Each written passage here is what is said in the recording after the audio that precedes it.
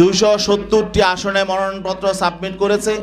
আমরা তাদেরকে নির্দেশনা দিয়ে দিয়েছি, তারা নির্বাচনের প্রতিদ্বন্দ্বিতা করবেন, একজনও তারা মনোনয়নপত্র প্রত্যাহার করবেন না।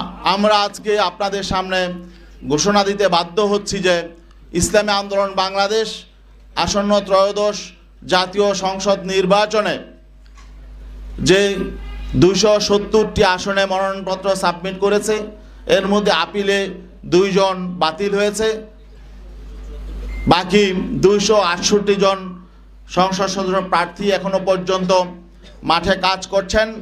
আমরা তাদেরকে নির্দেশনা দিয়ে দিয়েছি, তারা নির্বাচনের প্রতিদ্বন্দ্বিতা করবেন, একজনও তারা মনোনয়নপত্র প্রত্যাহার করবেন না।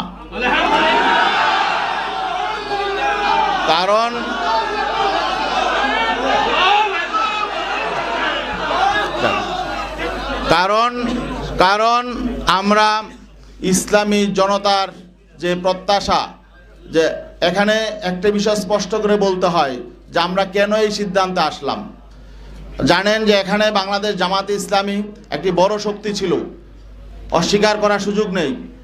তাদের শক্তি সামর্থ্য অনেক বেশি, ঠিক আছে, কিন্তু আমরা আদর্শিকভাবে নৈতিকভাবে আমরা কারো চেয়ে দুর্বল নই। আজকে আমাদের দুঃখজনক বাস্তবতা হলো, আমরা অবাক বিস্ময়ের সঙ্গে দেখলাম জামাতে ইসলামী সম্মানিত আমির জনাব ডাক্তার শফিকুর রহমান, তিনি স্পষ্ট করে বলেছেন যে তারা ক্ষমতায় গেলে প্রচলিত আইন অনুযায়ী রাষ্ট্র পরিচালনা করবেন।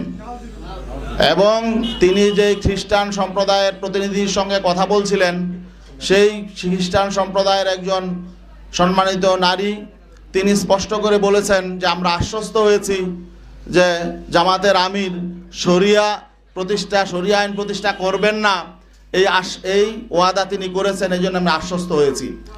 তো এখন বাকি এই বিষয়টা যখন আমরা জানতে পারলাম, তখন আমরা স্পষ্ট হয়ে গেলাম যে আমরা যেই লক্ষ্য নিয়ে চলছি সেই লক্ষ্য অর্জিত হবে না।